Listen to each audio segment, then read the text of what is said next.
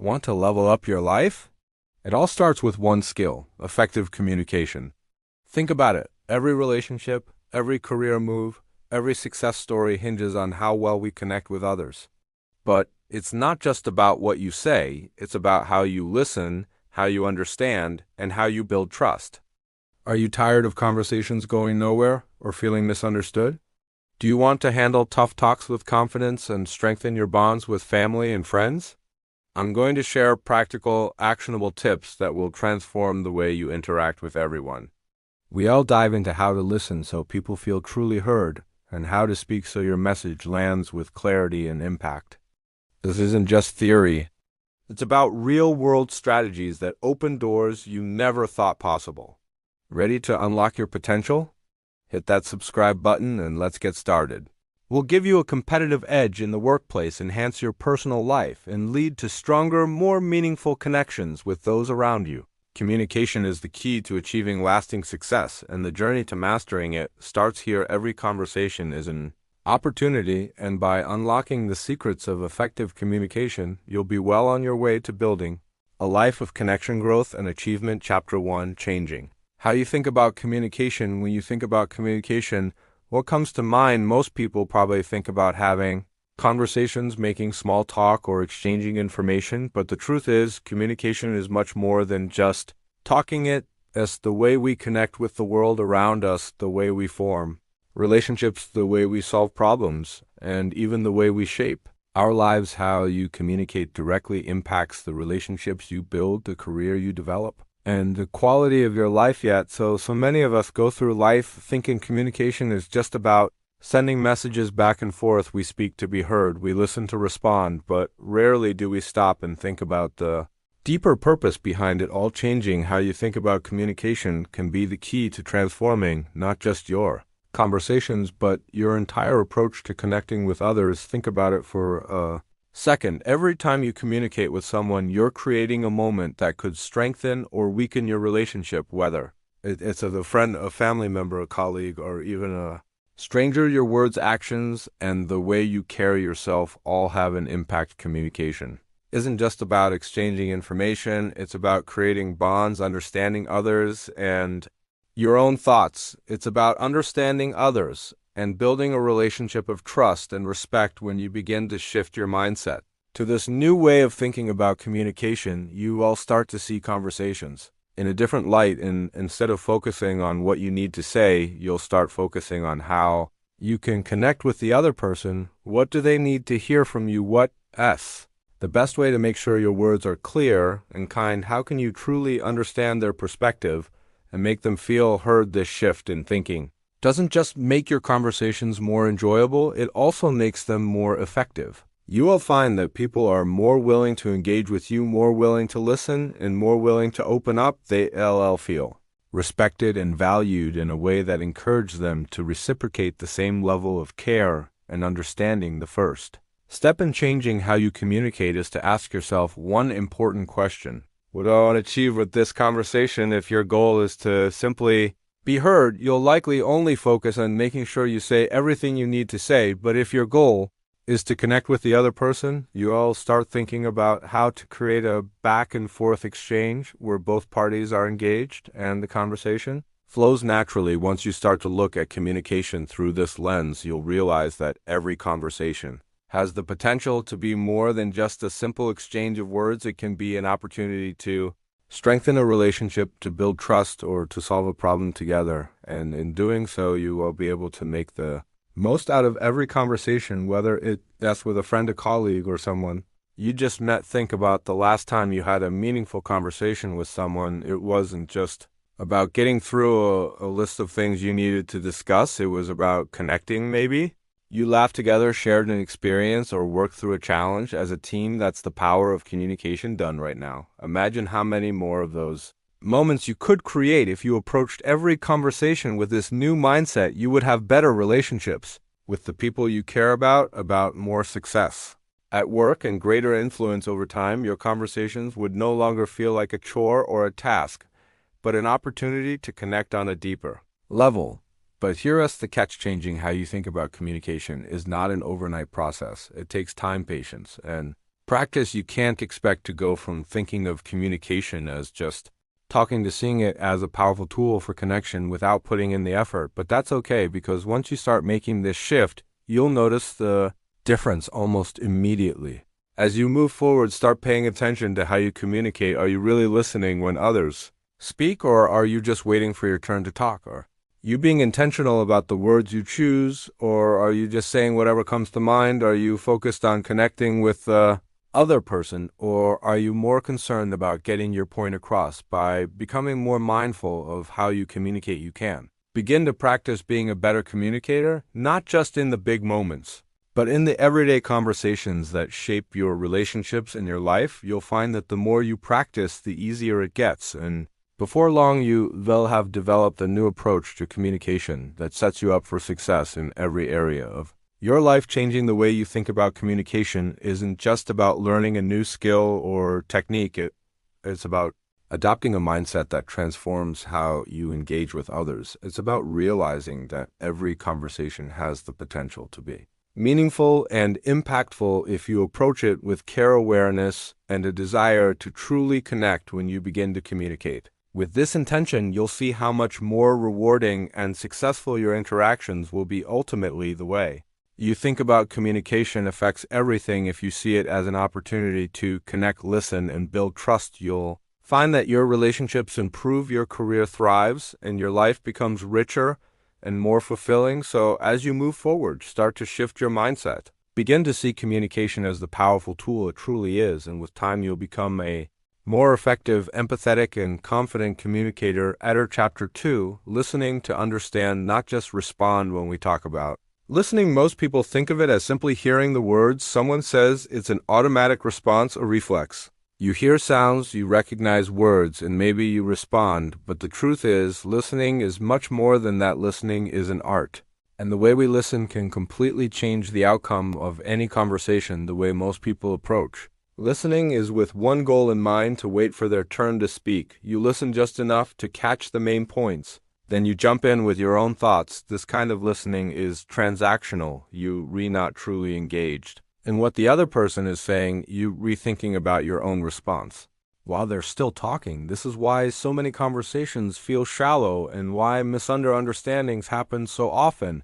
It's not because we don't care, but because we not fully listening. Real listening, the kind that leads to better understanding and stronger relationships, is about being present. It's about focusing entirely on the person in front of you. It's not just about hearing their words, but also understanding the meaning behind them. When you listen to understand, you not just waiting for your chance to talk. You actually engaging with the person's thoughts and feelings. This is what makes a conversation meaningful. Imagine talking to someone who isn't just hearing your words, but is actively trying to understand the message you trying to convey. They don't interrupt or finish your sentences for you. Instead, they lean in, make eye contact, and nod, showing they're really hearing you. Doesn't that make you feel like you matter, like what you're saying is important? That's the power of listening with intention.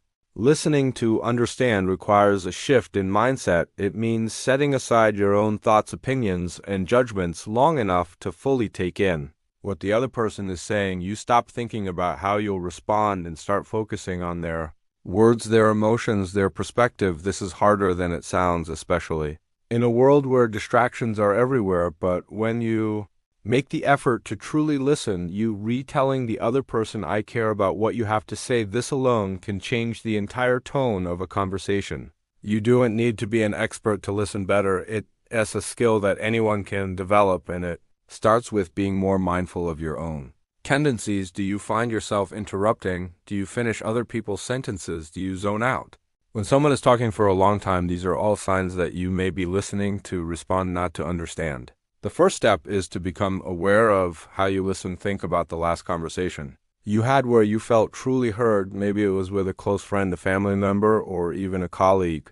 How did that make you feel? Likely it made you feel valued and respected. And the truth is, people respond well to that kind of attention. When you truly listen to someone, they more likely to trust you, share more openly, and engage more deeply in the conversation. One of the most powerful things you can do to improve your listening skills is to remove distractions in today's world. Distractions are everywhere: phones, computers, noise, thought about the future. It's easy to be physically present in a conversation, but mentally elsewhere when you're having a conversation with someone. Put down your phone, turn off the television, and focus completely on the person in front of you. This simple act shows that you care about what they're saying. Sometimes listening means giving someone the space to speak without interrupting, even if it feels uncomfortable. Pauses in conversation can feel awkward, but they're important. They allow the person speaking to gather their thoughts, and they give you the chance to process what has been said. Instead of rushing to fill the silence with your own words, take a moment to reflect on what you've heard. When you give someone that kind of attention, they feel valued, and it's in these moments of thoughtful listening that deeper connections are built. It's also important to listen with empathy. Empathy is the ability to understand and share the feelings of another person.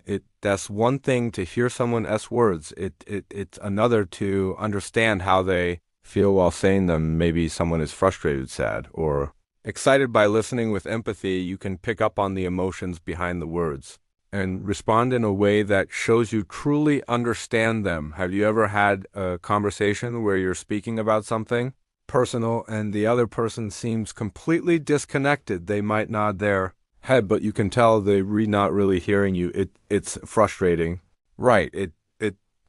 Because they're not listening with empathy. They're not tuned into your emotions, and as a result, the connection between you starts to fade on the other hand. When someone listens with empathy, it's like they're right there with you, feeling what you feel. It builds trust and strengthens the relationship. Another aspect of listening is being patient. We often have a tendency to want to fix problems or offer solutions as soon as someone starts speaking, but sometimes people don't need solutions. They just need to be heard. When someone is sharing a problem with you, try to resist the urge to immediately jump in with advice. Instead, focus on listening to their feelings and offering your support. By simply being present, sometimes the most powerful thing you can do is just listen. Effective listening also involves asking the right questions. When you listen to understand, you can ask questions that encourage deeper conversation and help clarify the other person's point of view. It's not about interrogation. It's about showing genuine interest in what they're saying. Questions like, how did that make you feel? Or can you tell me more about that? Open the door for deeper discussion and show that you fully engaged in the conversation. It's easy to think that listening is just passive, that you just sitting there absorbing information, but the truth is listening is an active process. It requires your full attention and a willingness to engage. You can't listen to understand if your mind is wandering or if you're already thinking about the next thing you're going to say. It requires discipline and a commitment to truly connect with the person you're talking to. When you listen with intention, you're not just hearing words, you're understanding the person behind those words. Listening to understand also improves your ability to communicate effectively. When you take the time to fully understand someone's point of view, it becomes much easier to respond in a way that is thoughtful and considerate. You can build on what they've said instead of jumping to conclusions or offering irrelevant responses. This makes conversations more productive, less frustrating, and more enjoyable. For everyone involved, the power of listening goes beyond just improving conversations. It can also change the way people see you. When you consistently listen with empathy, attention, and care, people begin to trust you more. They'll feel heard and understood, and this leads to stronger relationships, whether personal or professional. People are naturally drawn to those who make them feel seen and valued. So how do you start practicing listening to understand? It begins with being mindful of your own behavior.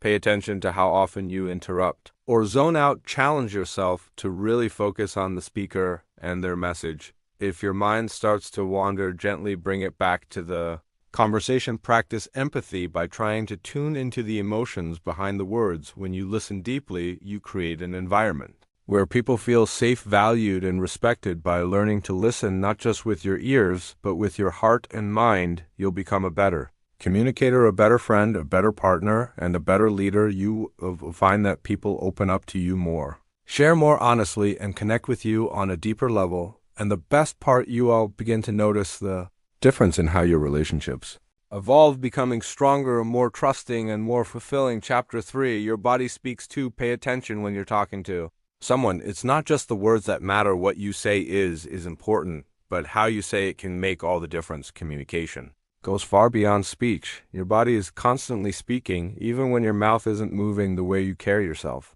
the way you stand or sit, the gestures you use, your facial expressions, these things can either reinforce what you're saying or completely undermine it. Think about it. Have you ever spoken to someone who said all the right things, but their body language just didn't match? Maybe their arms were crossed. They were making eye contact, or they were looking at their phone while you were talking, even though the words they were using might have been polite. Or carrying their body was telling a completely different story. Your body speaks volumes. In fact, it often communicates more clearly than the words you use. Body language has a way of revealing emotions, intentions, and attitudes, sometimes even when you don't realize it. You might be saying one thing, but if your body is saying something else, that's what people will pick up on it. It's a natural response. We all do it, whether we realize it or not. If you retelling someone, you re-interested in what they re-saying, but you re-slouching or fidgeting, the person you re-talking to will likely feel that you re-not really engaged. Your body is sending a message that doesn't match your words, and that can lead to confusion or even distrust. This is why paying attention to your body language is just as important as being mindful of your words if you want to connect with people. On a deeper level, you have to communicate clearly with both your words and your body. If your physical cues and verbal cues are aligned, the person you re-communicating with is more likely to believe and trust you. But if they mismatched, it can cause a disconnect. You might say, I'm fine. But if your posture is tense and your arms are crossed, that's pretty obvious that you not fine. People tend to trust body language over words because it's harder to fake. The first thing to understand about body language is that it's often unconscious. Most of us don't think about it until we in a situation where we need to be more aware of it. But once you start paying attention, you begin to notice that your body is always speaking, whether you're sitting in a meeting, having a casual conversation with a friend, or interacting with a stranger. Your body is sending signals. For example, eye contact is one of the most important forms of nonverbal communication. When you look someone in the eye, you're not just acknowledging them, you're showing that you're present, engaged, and interested. Avoiding eye contact, on the other hand, can come across as evasive or disinterested. If you nervous, you might find yourself looking away, but consciously making the effort to maintain eye contact can help you come across as more confident and sincere. It's a small adjustment, but it can make a huge difference in how you're perceived. Another key element of body language is posture. The way you carry yourself tells a lot about your emotional state and attitude. If you're standing tall with your shoulders back and your head held high, you naturally project confidence. People are more likely to take you seriously, and you feel more confident too. But if you're re-slouching or hunched over, you might come across as insecure or disengaged when you're in a conversation. Try to stand or sit up straight. It not only makes you look more open and confident, but it also helps you feel more focused and engaged in the discussion. Your hands can also be a powerful tool in communication. How often do you find yourself using your hands to emphasize what you're saying? Hand gestures can help reinforce your words, making your message more memorable and clear. But like anything else, too much can be distracting. For example, if you're gesturing constantly while speaking, it might make you seem nervous or like you trying too hard to communicate something. On the flip side, keeping your hands still can sometimes come across as stiff or overly formal. The key is finding balance. Use your hands to help tell your story, but don't let them overshadow your words. Facial expressions also play a huge role in communication. Think about how often your face gives away your emotions without you even realizing it. A smile can put someone at ease and convey warmth, while a furrowed brow can signal confusion or concern when someone is talking to you. Your facial expressions should align with what they're saying. If they're sharing something happy or exciting, a smile or raised eyebrows can show that you re-engaged and happy for them. If the conversation takes a more serious turn, your facial expression should shift accordingly. Your face is one of the first things people read to understand how you feel about a conversation. Even things like your tone of voice and breathing patterns, are part of your body. Language, the way you speak, whether it's fast and rushed or slow and deliberate, can signal your mood or level of engagement. If your voice is high-pitched and shaky, people might perceive you as nervous or uncertain. If you speak slowly and calmly, you'll likely come across as more confident and control your breath. 2 can communicate a lot about your emotions. If you calm and collected, your breathing will be steady, but if you're stressed or anxious, your breath might become shallow or rapid. Be mindful of your tone and pace. They can help you convey a sense of calm and confidence. Body language also includes how you physically position yourself in a conversation. Proximity and personal space matter. If you stand too close to someone, they may feel uncomfortable, like you re-invading their space, but if you stand too far away, you might seem distant or uninterested. Finding the right distance depends on the context and the relationship you have with the person, but generally speaking, respecting people's personal space shows that you care about their comfort. If you're aware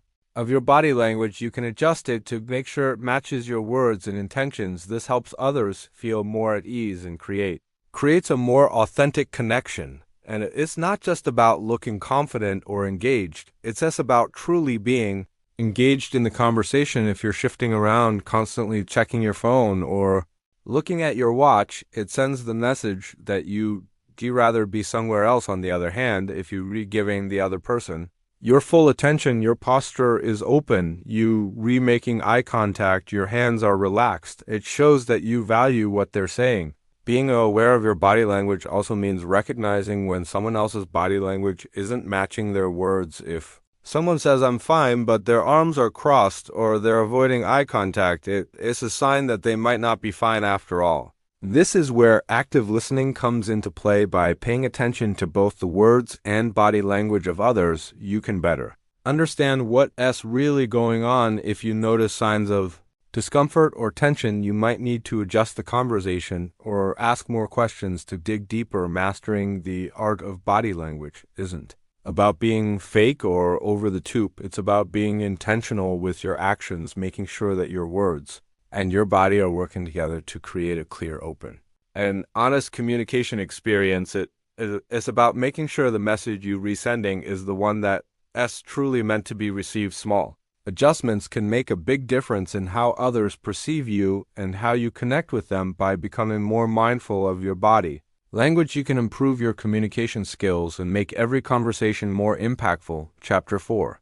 Speaking clearly. Less is more. When you think about communication, it's easy to assume that more words equal more clarity, but in reality, sometimes less is more. The ability to speak clearly with precision and purpose can be the key to making your point effectively. Overloading someone with too many words can confuse them or cause them to tune out, and that's not the kind of communication you want. What matters more than how much you say is how well you say it. We all know someone who talks a lot. Their sentences are long. They use multiple examples, and they keep going even when it's clear the listener isn't following. On the flip side, we also know people who can make their point in just a few words. They cut straight to the chase. They don't waste time, and they leave you with a clear understanding of their message. It's not that the talkative person doesn't have valuable things to say, they just haven't yet figured out how to say it effectively. The person who speaks succinctly, however, has mastered the skill of clear, impactful communication. One of the most effective ways to communicate is by getting to the point quickly. This doesn't mean you should rush through conversations or sound curt, but rather that you should be mindful of the message you want to deliver. Before you speak, think about the core of what you want to convey. Strip away the extra words, the unnecessary filler, and get to the heart of the matter. The clearer you are, the more likely people are to understand your message and take it seriously. A big part of speaking clearly is being aware of your audience. It's easy to fall into the habit of speaking for the sake of speaking, especially when you're nervous or trying to impress someone. But the truth is, when you're speaking to others, you need to consider how they will interpret your message. What do they need to know? What information is relevant? And how can you say it in the simplest way possible? If you're giving a presentation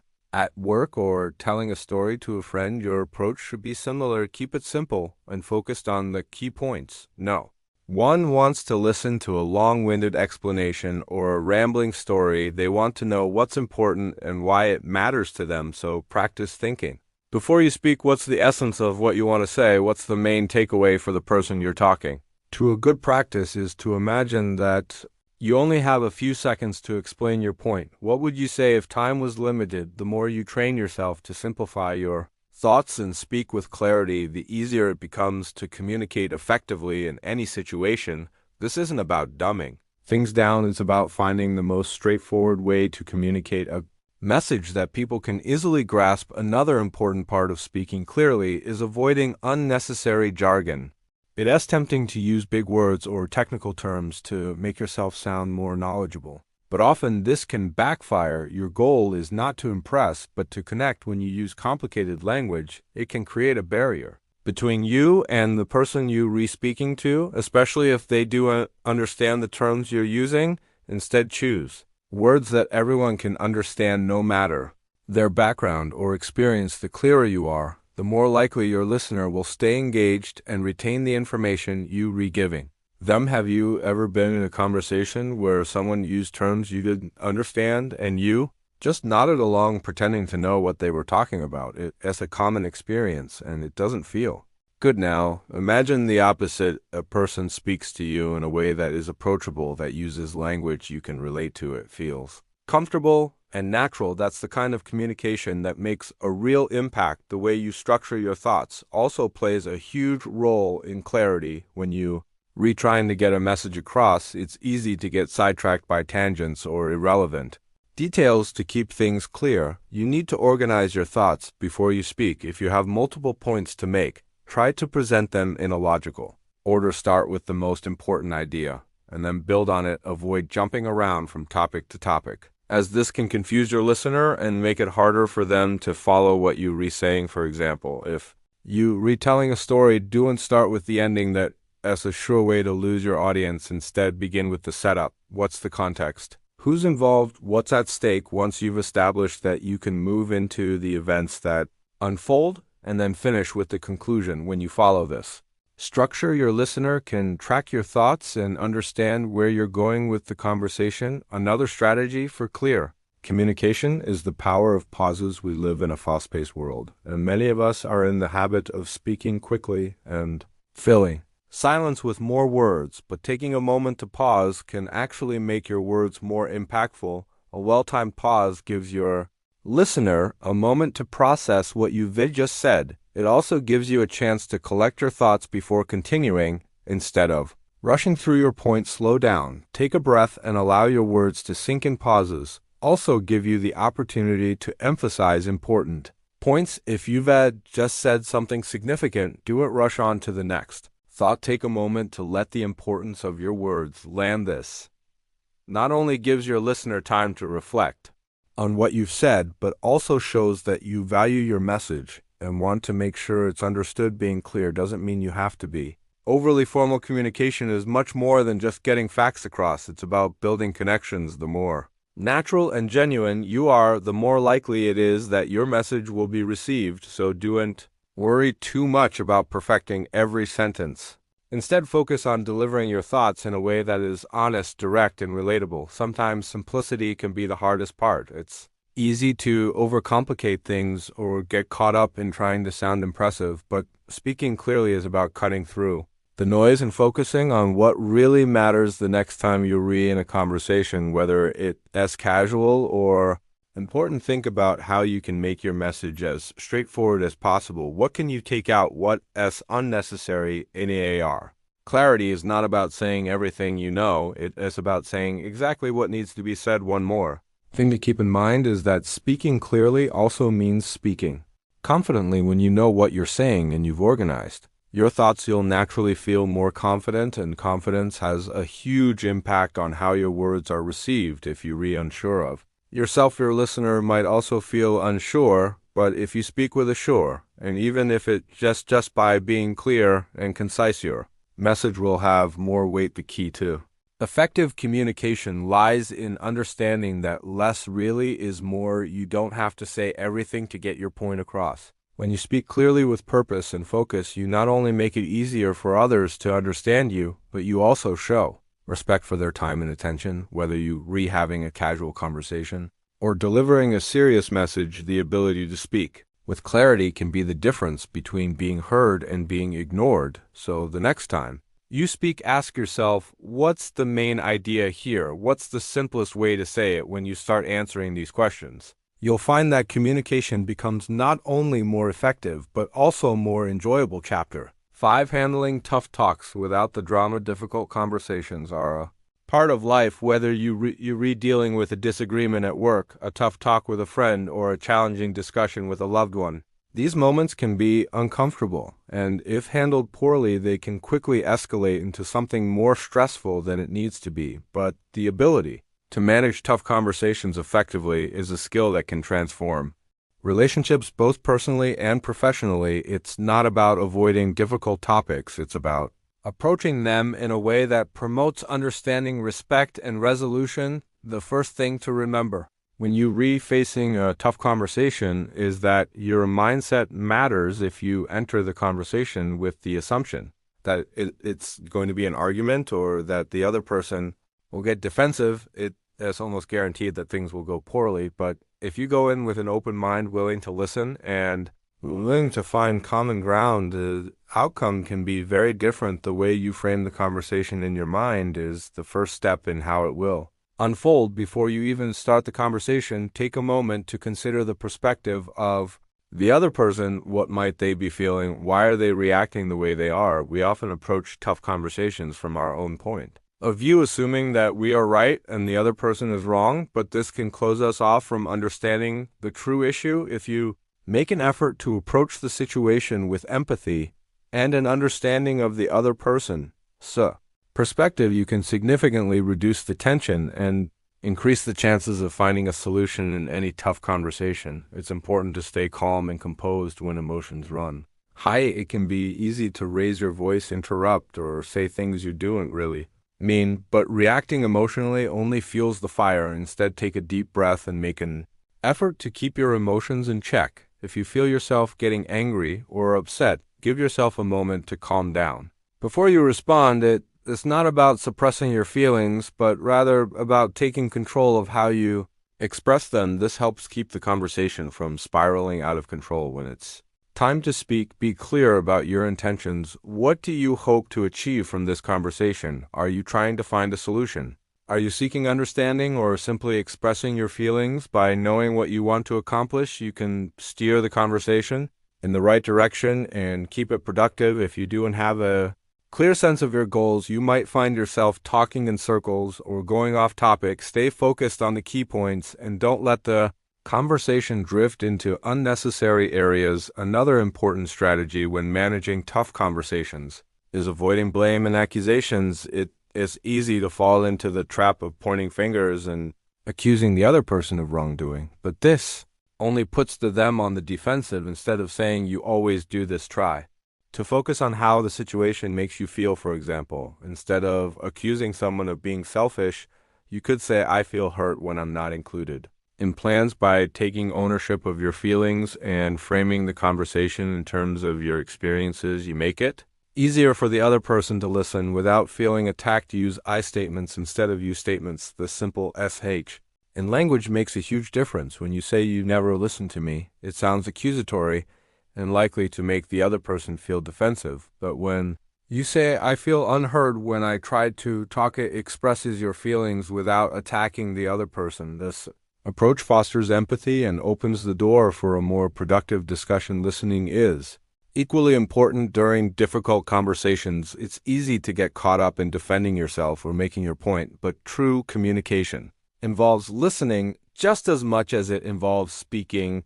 Give the other person the space to express their feelings and really listen to what they're saying. This doesn't mean just hearing their words. It means understanding their perspective and acknowledging their emotions. Acknowledge what the other person is saying, even if you do and agree with them. You don't have to agree with everything to have a meaningful conversation, but acknowledging their feelings shows respect. Another key to managing tough conversations is staying solution focused.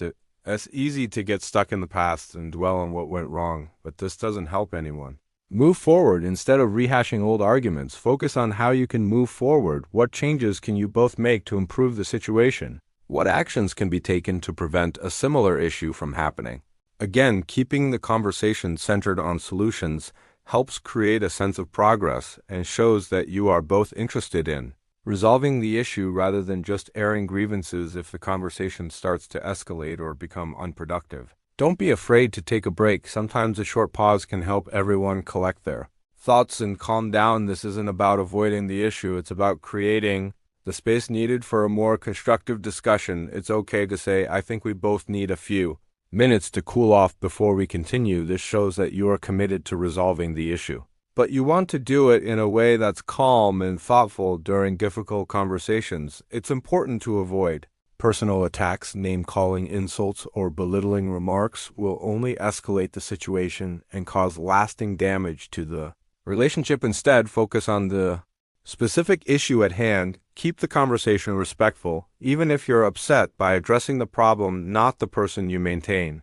A level of professionalism and emotional intelligence that allows both parties to stay calm and productive.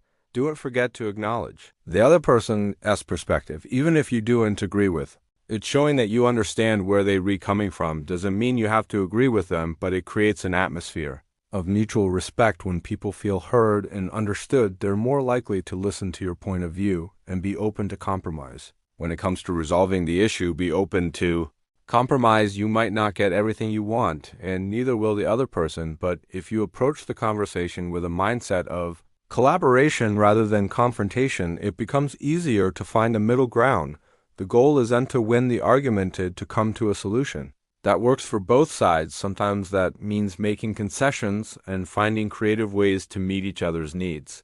Once the conversation is over, it's important to follow through on your promises if you agreed on a course of action or made commitments during the discussion. Make sure you honor them. This builds trust and shows that you are serious about making positive changes. Following through is just as important as having the conversation in the first place, because it proves that the conversation wasn't just words, it was a step toward improving the relationship. Difficult conversations don't have to be destructive. In fact, they can be an opportunity for growth, understanding, and connection. By staying calm, listening actively, and focusing on solutions, you can turn even the toughest talks into moments of progress. Every tough conversation is a chance to strengthen your communication skills and build stronger, more resilient relationships. It's about being open, honest, and willing to work through challenges together. When you approach these situations with the right mindset and the right tools, you will find that they become easier to navigate and more productive in the long run. Chapter 6, Putting Yourself in Others. Choose empathy isn't just a nice-to-have skill in communication. It's a vital one if you want to really connect with others, especially when you're dealing with difficult or complex situations. The ability to put yourself in someone else's shoes is invaluable. Understand in where someone is coming from. Seeing things through their eyes and truly hearing them can create a bond that fosters trust, respect, and better relationships.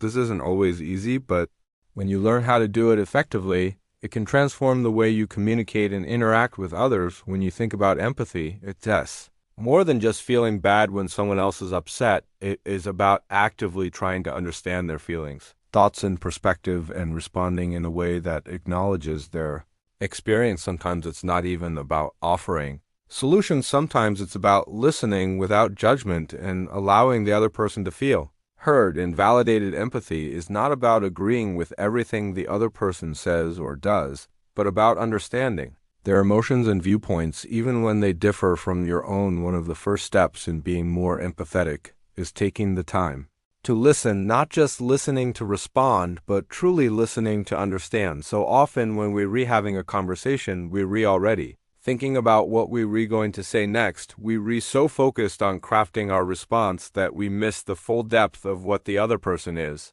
saying. This can lead to misunderstandings or frustration because the other person may feel that they weren't really heard. Empathetic listening means giving the speaker your full attention, letting them express themselves without interruptions and focusing entirely on their words. It's about being present in the moment and making the other person feel like their thoughts and feelings are important when you listen with empathy. It's also crucial to pay attention to nonverbal cues. Sometimes what's left unsaid speaks louder than words, a person's tone of voice, body language. And facial expressions can tell you a lot about how they're feeling. Are they tense, nervous, frustrated? By noticing these cues, you can get a better sense of what the person may be experiencing internally, even if they're not directly saying it. This can help you respond in a way that is more attuned to their emotions and more supportive in nature. It's also important to ask questions that show you're genuinely interested in understanding their point of view. Don't make assumptions. Instead of jumping in with your own ideas or advice, try asking open-ended questions that encourage the person to share more. Questions like, how did that make you feel? Or what was going through your mind when that happened? Invite the person to open up and give you a deeper insight into their thoughts. These types of questions also help the other person feel valued because it shows that you care about their experience. Another way to practice empathy is by validating the other person's feelings. This doesn't mean you have to agree with them, but simply acknowledging their emotions can go a long way. For example, if someone is upset about something, saying something like, I can see why you'd feel that way, or that must be really tough for you, shows that you're recognizing their emotional state and not dismissing it. When someone feels validated, they're more likely to open up and continue the conversation in a productive way. It also helps to reduce the emotional tension that can arise in difficult discussion ions because it creates a safe space where feelings are acknowledged instead of ignored or minimized. In some situations, people may not want you to fix their problems. They may just want to be heard, to feel understood. Offering advice too quickly can sometimes be counterproductive, especially if the other person just needs to vent or process their emotions. Instead of jumping straight into problem-solving mode, try simply acknowledging what they're saying and expressing understanding. You might say something like, I can't imagine how hard that must be for you, or that sounds really challenging. This allows the person to feel supported without immediately feeling the pressure of having to fix the situation. Empathy also requires a degree of patience. Not everyone is going to open up right away, and sometimes people need time to express themselves. They might not have the right words, or they might be afraid of being judged. By giving them the space they need and showing that you're willing to listen without rushing them, you help build a sense of trust. Patience also helps you avoid jumping to conclusions or reacting too quickly. Often people just need a moment to articulate their feelings, and with empathy, you can be the person who helps them feel comfortable doing that. There are times, of course, when empathy can be challenging. If you're dealing with someone who is angry, defensive, or upset, it can be easy to slip into a defensive mode yourself. But responding to anger with more anger or defensiveness will only escalate the situation. Instead, try to remain calm, acknowledge their emotions, and let them know that you reopen to understanding what's behind their frustration. This can help de-escalate the situation and create a more constructive dialogue. By keeping your own emotions in check and responding with empathy, you're setting the tone for a more positive interaction. Even when things get tough, empathy doesn't only apply to difficult conversations, though it can also enhance everyday interactions. The ability to show empathy in casual conversations can strengthen your relationships, whether you re-talking to a colleague, a friend, or a family member. For example, if a friend shares something exciting with you, showing an enthusiasm and joy for their success is a form of empathy. On the other hand, if they share something difficult, offering a kind word or simply being there to listen can make a world of difference. The more you practice empathy in everyday interactions, the more natural it will become to bring that same level of understanding and connection into your tougher conversations. When you take the time to understand others, you also begin to understand yourself more. Empathy helps you become more aware of your own feelings and reactions, which can lead to deeper self-awareness. It can also improve your ability to communicate your own needs and emotions, since you've practiced articulating feelings in a way that respects both your own and others' experiences at its core. Empathy is about recognizing the humanity in others. It's about understanding that everyone is dealing with their own challenges, fears, And emotions, when you practice, is empathy, you remaking a conscious effort to connect with others in a way that is compassionate and understanding.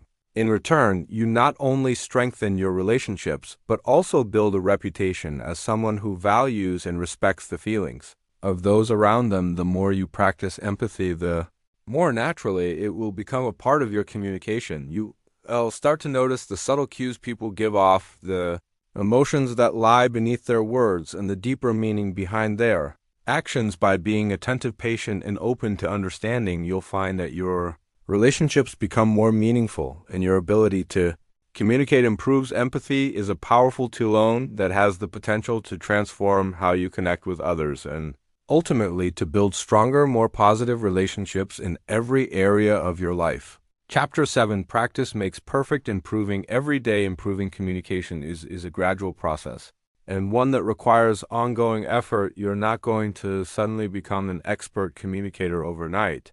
But the good news is, with consistent practice, you can make meaningful progress. This is why daily effort is so important. Just like anything in life, the more you practice, the better you get. Communication is no different. It's easy to think that you've got it all figured out after a few successful interactions, but the truth is, the best communicators are always refining their skills. It's easy to fall into a routine where you don't actively think about your communication. You get comfortable, and before you know it, you back to your old habits, interrupting others, speaking too fast, not listening, or letting emotions take control. To break free from this, you need to make conscious effort every day. It's not enough to expect improvement just by hoping for it. The key is to integrate small practices into your day-to-day interactions so that it becomes second nature. One powerful way to improve your communication skills is by taking time every day to listen. It sounds simple, but this is often overlooked. We're constantly distracted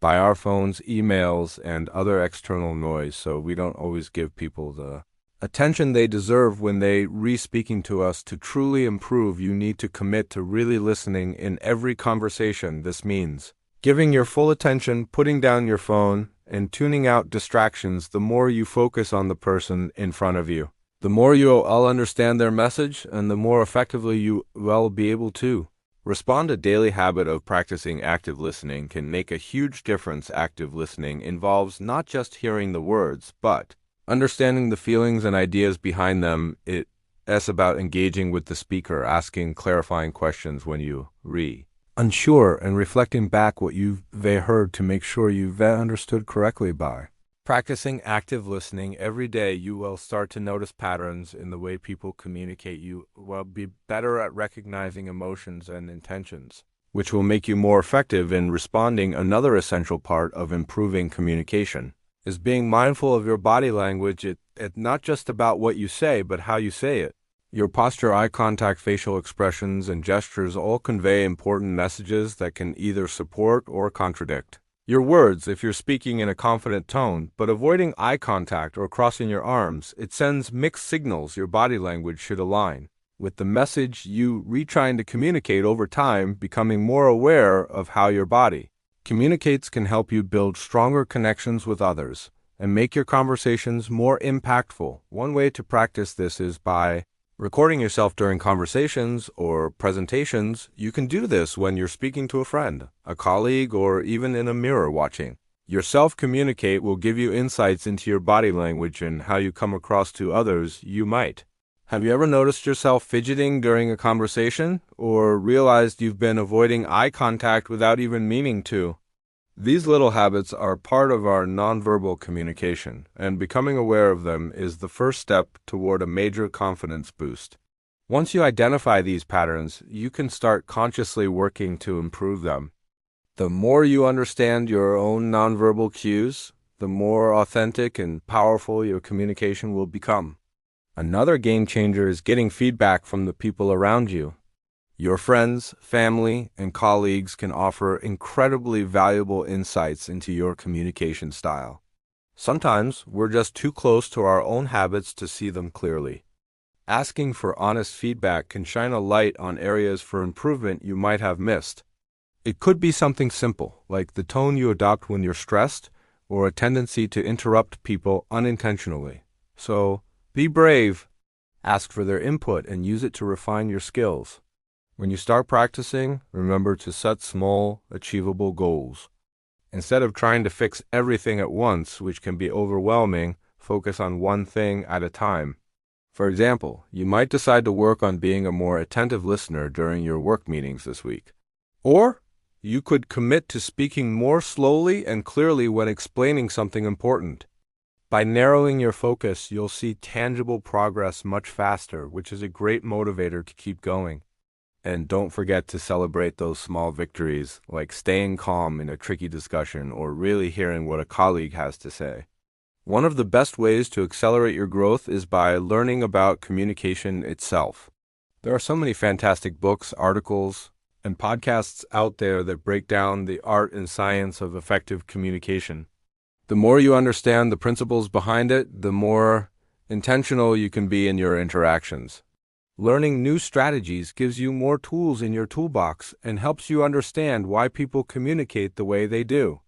This builds empathy and makes you a more adaptable and skilled communicator. Finally, remember that every single interaction is an opportunity to practice. Communication isn't just for big, important conversations, it's in everything you do. Whether you're sending a quick text, giving a presentation, or just catching up with a friend, each moment is a chance to practice and refine your skills. Over time, all this practice will build up, and you'll find yourself handling all sorts of conversations with confidence and ease. To stay on track, take a moment at the end of each day to reflect on your progress. This consistent effort is what truly builds mastery. Thanks so much for watching. If you found this helpful, please give this video a like and hit that subscribe button for more tips on personal growth. See you in the next one. Moment to think about the conversations you had and how you could have communicated more effectively. Were there moments when you could have listened better or been more mindful of your tone? Were there areas where you felt like you could have been clearer in expressing your ideas? Reflecting on your daily interactions helps you identify areas for improvement and make small adjustments for the future. The more you review your progress, the faster you'll grow as a communicator. Remember, improvement doesn't always happen in leaps and bounds. Sometimes it's a matter of small, consistent changes that accumulate over time you may not see. Huge changes right away, but every day you put in the effort, you're remaking progress. Just like working out, it's the steady, consistent effort that pays off in the long run. So don't get discouraged. If you don't notice drastic changes, immediately keep practicing, stay patient with yourself, and trust that the work you put in today will pay off tomorrow. The journey to better communication is a lifelong process. It's not something you can master and then stop practicing. The best communicators continue to learn, grow, and refine their skills throughout their lives. So make it a daily habit. Engage fully in every conversation. Listen attentively. Be mindful of how you representing yourself and continue seeking feedback from those around you.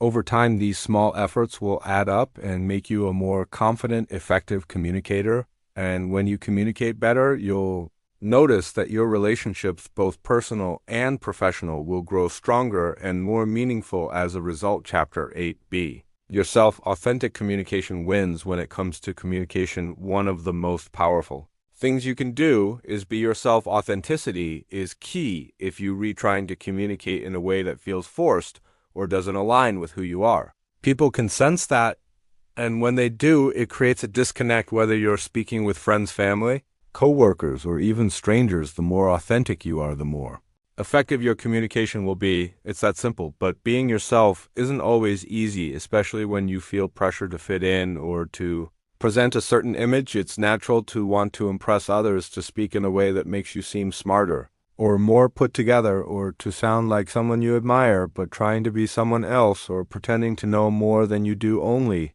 leads to confusion and a lack of genuine connection. It's not sustainable. If you want your conversations to be meaningful, they need to be real. They need to come from a place of honesty and openness.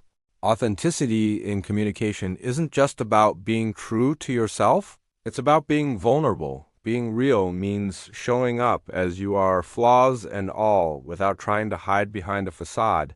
It's okay to admit when you don't know something or when you're confused. It's okay to express uncertainty or to ask questions.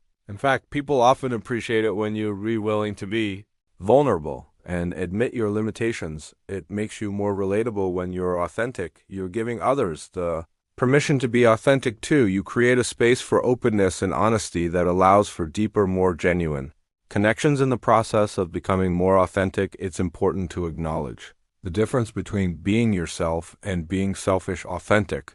Communication doesn't mean saying whatever comes to mind without consideration for the other person's feelings. It's about sharing your thoughts and feelings honestly, but in a way that respects others. Being yourself doesn't mean disregarding someone else's perspective or dominating the conversation. It means expressing yourself in a way that is clear, respectful, and considerate. Communication is a two-way street. The goal isn't just to express your own thoughts, but also to listen and understand the other person's. Being authentic also involves being transparent. You don't have to hide your intentions, your beliefs, or your values.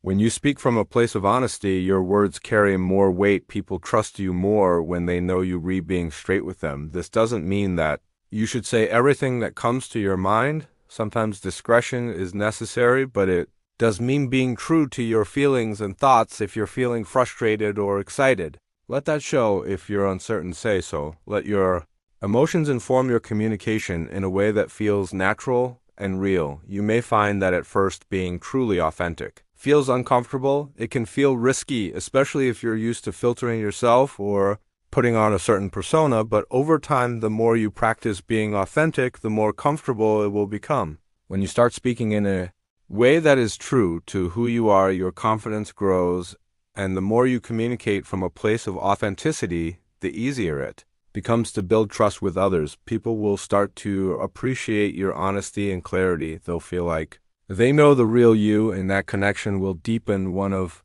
the most significant benefits of authentic communication is that it leads to stronger relationships. When you communicate in a way that is open and genuine, it invites others to do the same. You create a dynamic where both parties feel free to express themselves without fear of judgment. It makes conversations more comfortable, more natural, and more meaningful. Whether you're talking to a friend, a romantic partner, or a colleague, authenticity fosters an environment where both people feel heard, understood, and valued. Sometimes, though, you might worry that being too authentic could make you vulnerable or expose you to judgment.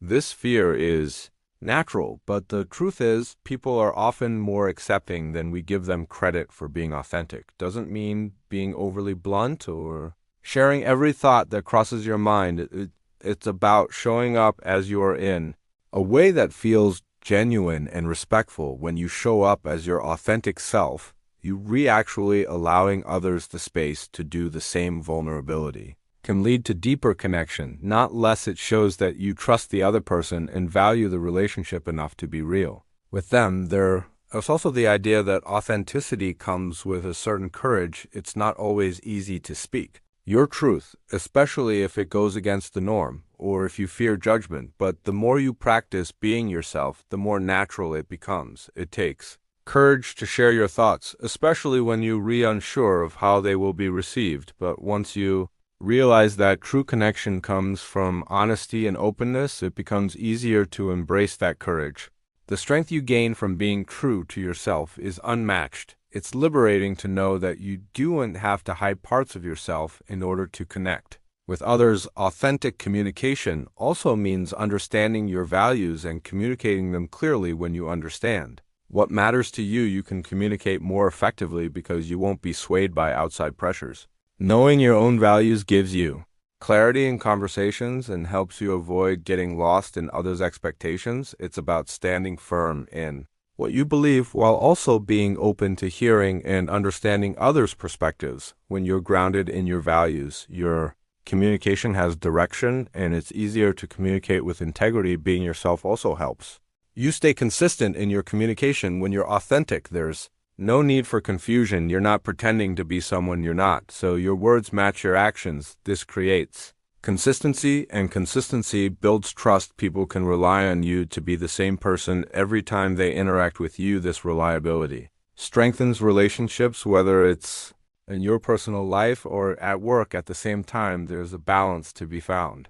You can be authentic without being abrasive. Being yourself doesn't mean disregarding the social context or ignoring the feelings of others. It's about being aware of the situation and adapting when necessary. Sometimes being authentic means showing restraint or being tactful. It doesn't mean you say everything on your mind, but it does mean that what you do say is true to who you are and aligned with your values. The more authentic you are, the easier it will be to have meaningful conversations. People will respect you more because you're not putting on an act, and they will feel more comfortable around you. This fosters a deeper level of trust and connection, and in turn, it leads to better communication because both sides are coming to the table with a sense of openness and honesty. Over time, you'll see that when you communicate from a place of authenticity, the rewards are clear. You build stronger, more genuine relationships with others. Your conversations will be more fulfilling because they'll be rooted in truth. And most importantly, you'll feel a sense of peace because you know you're being true to yourself and to those around you. Authenticity in communication doesn't just make you a better communicator, it makes you a better person. Chapter and speaking with confidence, not arrogance when you're in a conversation. How you present yourself speaks just as loudly as the words you say. Confidence in communication isn't about being the loudest person in the room or dominating the conversation. It's not about pretending you know everything or coming across as an expert. When you're not true, confidence in communication comes from being clear, composed, and comfortable with what you're saying. It's about owning your words and your message without overcompensating or feeling the need to impress. A confident communicator doesn't fumble through their thoughts or try to hide uncertainty. They embrace their ideas and express them clearly. The key to speaking with confidence is knowing that your thoughts and opinions are valid, even if they do and align with others. Confidence comes from within. It tests an inner belief in your ability to communicate effectively, regardless of the situation, whether you're speaking to a friend, a colleague, or an audience. You need to believe that what you have to say matters. One of the easiest ways to convey confidence is through your tone of voice. The way you say something can completely change how it's received. If you speak too quickly or with hesitation, it can make you seem uncertain, but when you speak slowly with purpose and clarity, your words carry more weight. You don't have to shout or over-exaggerate, but a calm, steady tone can go a long way. In conveying confidence, pay attention to how you speak. You rushing through your sentences? Are you soft-spoken to the point of being hard to hear? Practice speaking in a clear, controlled voice that reflects confidence without sounding forced. Body language. Language is another crucial part of confident communication. If you're speaking with your arms crossed or looking at the floor, you're sending a message of uncertainty or disinterest. Confident people stand tall, make eye contact, and use gestures to emphasize their points. Even small things like uncrossing your arms or leaning slightly forward can make a big difference in how your message is received. When you read confident, you're more likely to engage with others. You'll notice that people are more likely to respond positively when you're open, approachable, and present in the moment. Another element of confidence is not being afraid to pause. It is easy to fill every silence with words, but sometimes taking a moment to pause can show that you recomposed and in control. Pauses allow you to collect your thoughts, emphasize a point, or simply give your listener time to absorb what you've said. A well-timed pause can create a sense of anticipation, drawing people in and making them pay closer attention to your words. Don't be afraid of a little silence. Sometimes the most powerful part of a conversation, the way you prepare for conversations, can also affect your confidence. If you know you're going into a discussion where you will need to present ideas or address a difficult topic, preparation is key. Think about what you want to say ahead of time and try to anticipate any questions or objections that might come up. This doesn't mean you need to script every word, but having a general sense of the direction you want the conversation to take will make you feel more at ease. The more prepared you are, the more confidently you can speak, knowing that you're not caught off guard by what's being said. Confidence doesn't come from pretending to be perfect or always having the right answer. It comes from accepting that mistakes happen and being okay with them. When you make a mistake or say something wrong, it's okay to admit it. A confident communicator doesn't crumble under pressure. They acknowledge their mistakes and move forward. This ability to accept imperfection actually makes you more relatable and trustworthy. People appreciate someone who is genuine and willing to admit when they're wrong rather than someone who tries to cover up mistakes or deny them when you speak. With confidence, you naturally build credibility. People are more likely to trust you and take you seriously when you speak in a calm, assured manner. You might not always be the most knowledgeable person in the room, but when you communicate with confidence, people will listen. Confidence in communication is about trusting your own voice and allowing your message to be heard, whether you're sharing an opinion or providing information. Confidence helps others believe in your ideas. There's also the idea of finding your authentic voice. This is a huge part of speaking confidently. You might think of confidence as something that comes from mimicking others, maybe a colleague who always speaks with authority or a public figure who never seems nervous. But the truth is, real confidence comes when you stop trying to imitate someone else and just embrace your own style. Your voice is unique to you, and that's where your true confidence lies. When you speak in a way that feels natural to you, your confidence will shine through, and your message will resonate more. Sometimes people get the idea that confidence means being assertive all the time, always pushing your ideas, always standing your ground, but confident communication doesn't mean being aggressive or domineering. It's about assertiveness. Without aggression, knowing what you want to say and expressing it clearly while still respecting others' viewpoints. It's about stating your thoughts with assurance, without overpowering others in the conversation. Confidence isn't about winning an argument or proving someone else wrong. It's about expressing your thoughts with clarity and conviction while still being open to dialogue. If you struggle with confidence in certain situations, such as public speaking or giving presentations, you can improve over time by practicing. Start small, whether it's speaking up in a meeting or voicing your opinion in a casual conversation. Gradually, these small acts of speaking confidently will build up, and you will notice that you are more comfortable in higher stakes situations as well. Public speaking, for example, is something most people find intimidating at first, but it becomes easier with repetition. The more you put yourself in situations where you need to speak, the more your confidence will grow. You can also work on confidence in nonverbal communication. Much of how you communicate is not through your words, but through your body language, facial expressions, and the energy you bring to the room. Even the way you walk into a room or how you make eye contact can communicate confidence. It's not just about what you say, it's about how you present yourself. The more you are mindful of these nonverbal cues, the more confident you'll appear to others, which in turn will make you feel more confident inside. Confidence in communication isn't something that comes automatically for everyone, and it's not something that can be forced, but the more you practice, the easier it becomes. Confidence grows with each interaction. It comes from feeling comfortable in your own skin and embracing your own voice.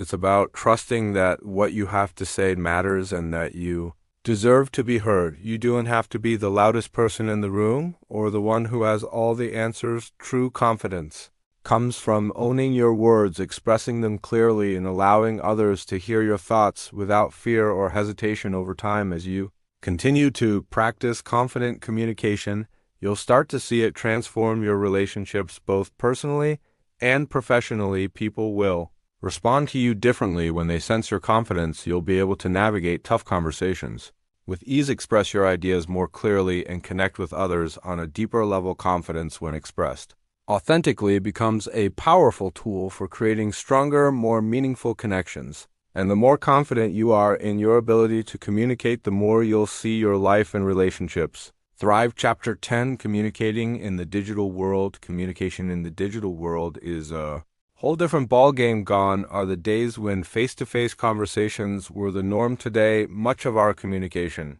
happens through text messages, emails, social media posts, and even video calls. While these platforms offer us incredible opportunities to connect with others, they also come with their own set of challenges. Understanding how to communicate effectively in this digital space is essential, and it requires a shift in mindset and approach. One of the biggest differences between in-person communication and digital communication is the lack of nonverbal cues in face-to-face interactions. We rely on body language, facial expressions, and tone of voice to gauge how someone is feeling or what they truly mean in digital communication, all of that is stripped away. A simple message or email can be misinterpreted because there's no way to tell if the other person is smiling, laughing, or rolling their eyes. This can lead to misunderstandings, conflicts, and frustration, especially when the tone or intent behind a message isn't clear. The key to effective communication in the digital world is to be extra careful with your words without the benefit of facial expressions or body language. The way you phrase things becomes even more important. What might come across as casual or lighthearted in person can sound rude or dismissive in a text or email. This is why it's so important to think about the tone of your messages before hitting send. Ask yourself, how might this be received by the person on the other end? Am I being clear and respectful? Do my words reflect my true intent? Taking a moment to reflect on your message before sending it can save you from unnecessary misunderstandings. It's also easy to forget that digital communication doesn't allow for the same back and forth rhythm that in-person conversations do. When you're having a conversation face-to-face, there's a natural flow. You speak, they respond, and the back and forth continues in the digital world. However, especially when you're dealing with emails or text messages, there is often a delay. This can lead to frustration, especially if you're waiting for a response, or if the other person takes a long time to reply. One of the most important things you can do is be patient and understanding. Remember that the other person might not be sitting right in front of their phone or computer, and their response might take a little longer than you'd like. In addition to patience, clarity is paramount in digital communication. Without the opportunity to ask questions on the spot or clarify misunderstandings immediately, it's easy for your message to get lost in translation. Be as clear and concise as possible and avoid overcomplicating things. It's tempting to include lots of details or explanations, but the more you write, the more potential there is for confusion. Stick to the main points and ensure that your message is easy to understand. If you're making a request or giving instructions, break things down step by step to avoid any ambiguity. Another challenge with digital communication is the risk of misinterpretation when you don't have the full range of vocal tone and body language to support your message. It's easy for someone to misread your words. For example, a short, blunt message can come across as rude or impatient, even if that wasn't your intention. Emojis, GIFs, and punctuation marks can help convey tone, but they can't always capture the full meaning. If you're ever in doubt, it's worth considering whether a phone call or video chat might be a better option for a more sensitive or important conversation. Sometimes it's easier to understand someone's tone or intent when you can hear their voice or see their face. The digital world also creates an Hey everyone, and welcome back to the channel. Today, we're diving into a topic that affects almost all of us: digital communication. Specifically, how to navigate the tricky world of asynchronous chats. You know, when you're not talking in real time, think about it. You send a work email or a message on a project platform, and then you wait. This can seriously slow things down, especially when you need to coordinate with your team. The key here is managing expectations. If you need a quick response, say so. Use phrases like, "Please reply as soon as possible," or "looking forward to your response today." It sets a clear timeline. On the flip side, if it's not urgent, give the other person some breathing room. A simple no rush on this can relieve a lot of pressure. Another huge piece of the puzzle is context.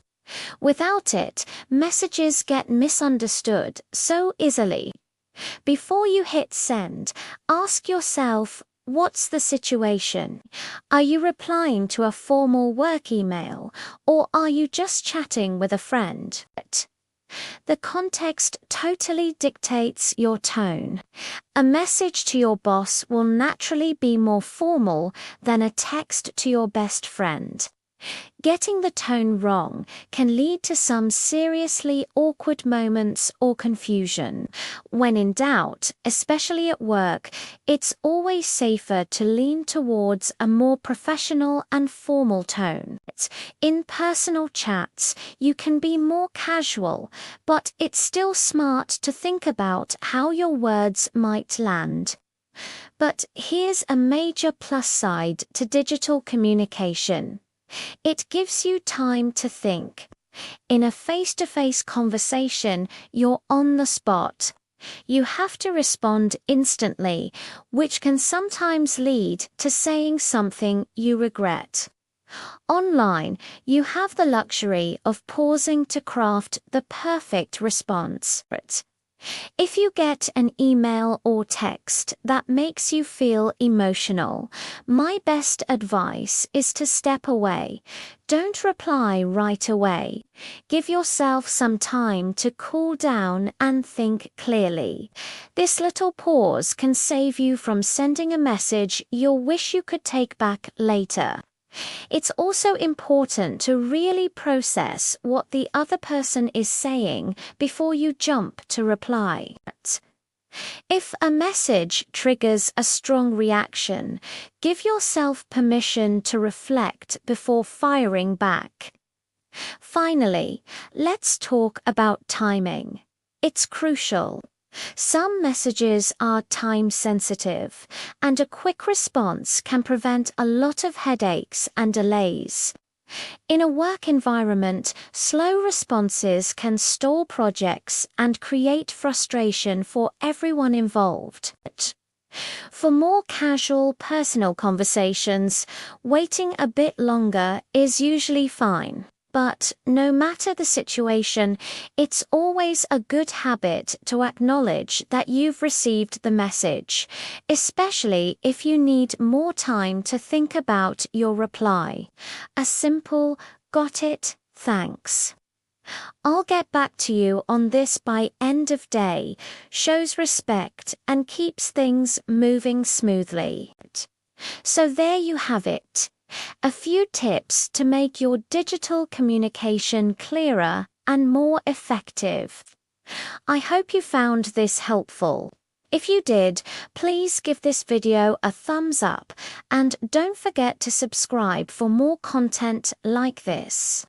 Thanks for watching, and I'll see you in the next one. Message, I'll get back to you soon can go a long way in letting the other person know that you haven't ignored them. Another key aspect of digital communication is setting boundaries. Since we're always connected, whether through our phones, computers, or other devices, it can be easy to feel like we have to be available 247th. But that's not realistic, and it's important to set boundaries to protect your time and mental health. Be clear with others about when you available to respond and when you not if you don't want to be bombarded with messages. Late at night or on weekends, let people know setting these boundaries helps you maintain control over your time and allows you to engage in digital communication without feeling overwhelmed. At the same time, digital communication can create opportunities for stronger relationships.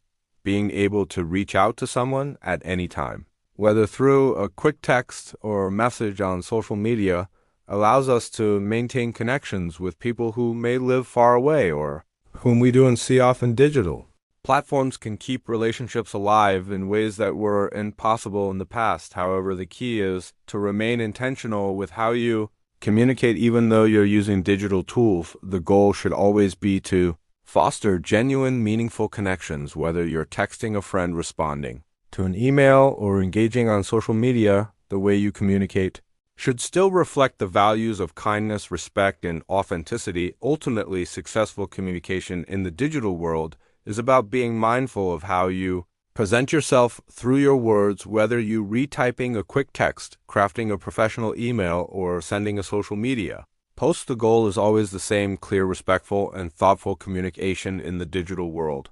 Or so much of our communication happens online, it is easy to overlook how powerful words can be. But if you approach each interaction with intention, patience, and clarity, you can navigate the challenges of digital communication and use it to build stronger, more meaningful relationships. Chapter 11. Reading between the lines when you communicate with What they say is only part of the story. It's just as important to listen to what's not being said, the things hidden beneath the surface between the words. This is where reading between the lines comes in.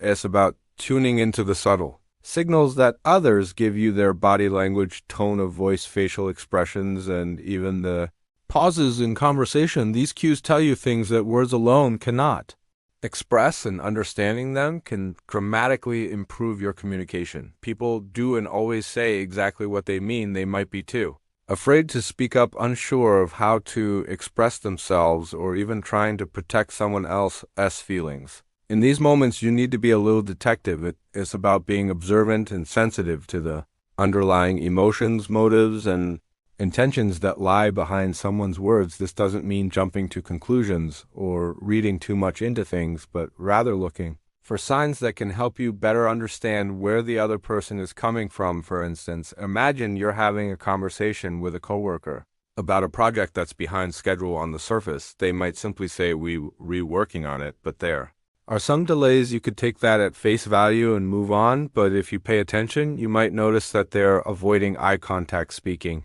quickly, or fidgeting nervously. These small physical cues suggest that something deeper might be going on. Maybe they're frustrated or worried but don't want to admit it. By noticing these signs, you can adjust your response, asking more thoughtful follow-up questions or offering support in a way that addresses their real concerns. Reading between the lines can also help you detect hidden emotions. Sometimes people say one thing but feel something entirely different. A person might tell you they refine when they're clearly upset, or they might agree to something even though you can tell they're not completely on board.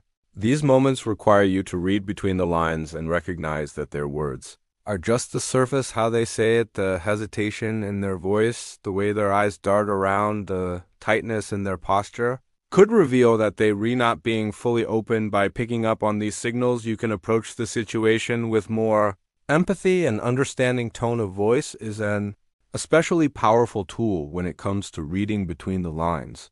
The same words can convey completely different meanings depending on how they're said. A simple phrase like "I'm not angry" can have a very different impact depending on whether it's said with a calm, soothing voice or with a sharp defensive tone. Often the emotion behind the words is in the tone itself, not the content of the sentence. This is why it is so important to listen with not only your ears, but your whole body. You can tell when someone's tone doesn't match their words, and that's your clue that there's more going on than meets the eye.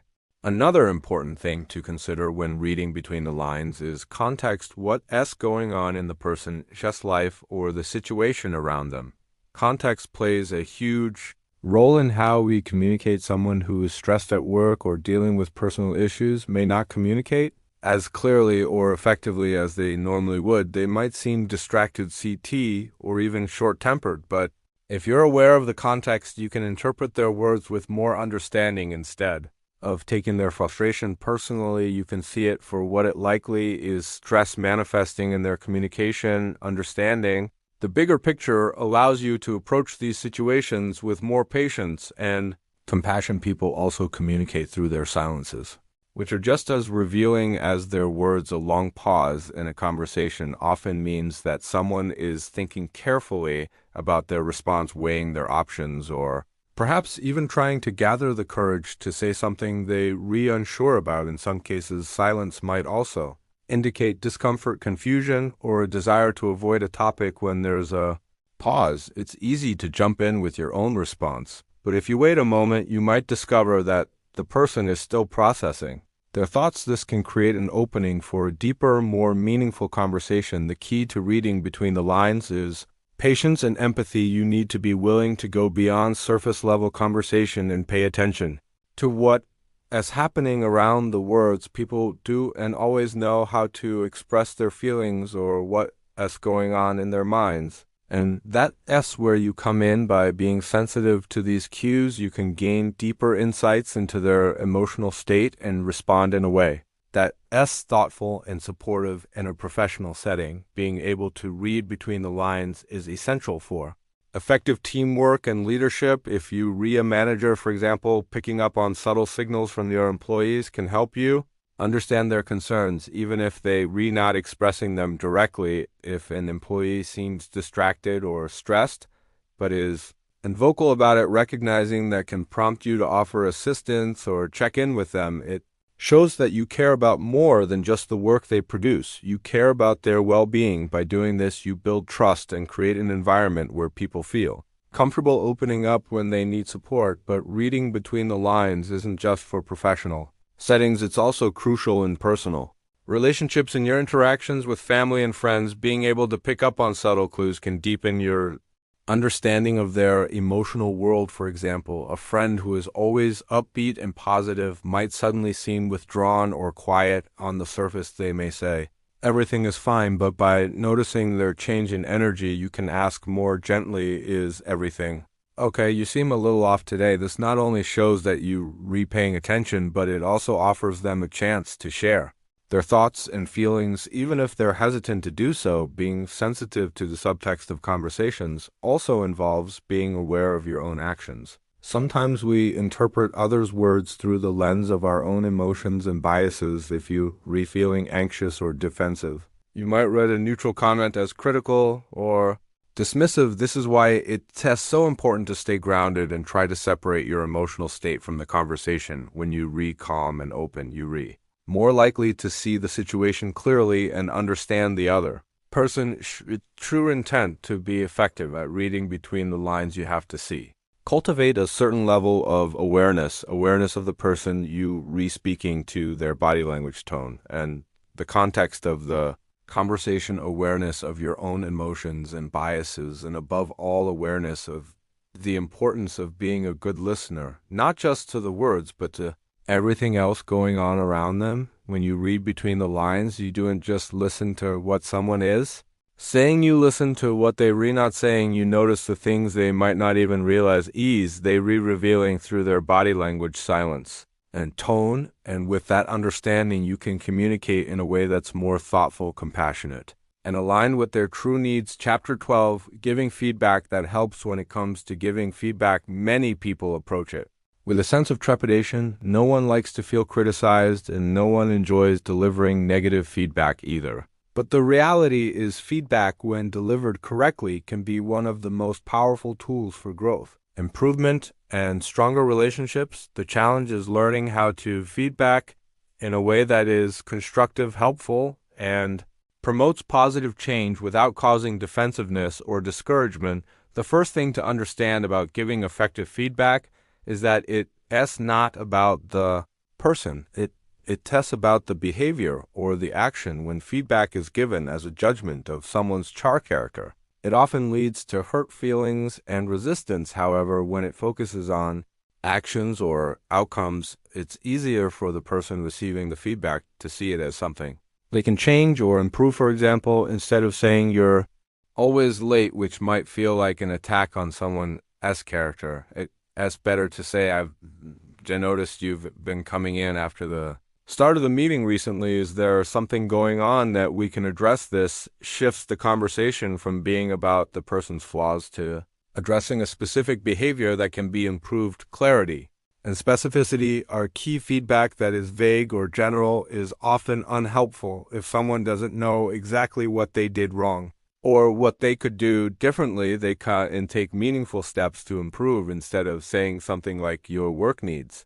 improvement," try to give clear, actionable advice. The report you submitted had several sections that were unclear, and there were some important details missing. Next time, it might help to double-check the data and make sure all relevant information is included. When feedback is clear, the person receiving it knows exactly what needs to be done to make improvements, and they feel empowered to take action. Another important element of effective feedback is timeliness. The sooner you give feedback, the more likely it is to be helpful. If too much time passes between an event and the feedback, the person may not remember the situation clearly, or it may feel disconnected from the issue at hand. In some cases, waiting too long can make the feedback feel like a criticism rather than a constructive tool for improvement. For example, if an employee gives a presentation with a few mistakes, providing feedback immediately after the presentation allows them to correct the issues and apply the feedback in real time If you wait until a week later, the